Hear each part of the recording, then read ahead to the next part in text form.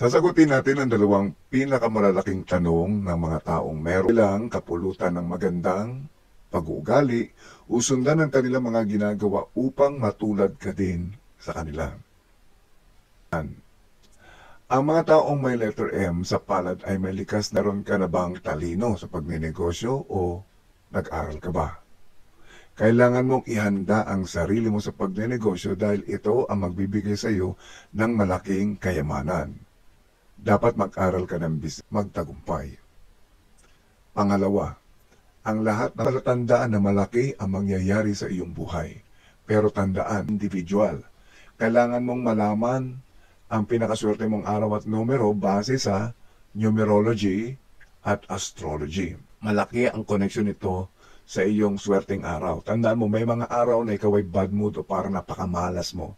May mga araw naman na parang ang gaan-gaan ng pasok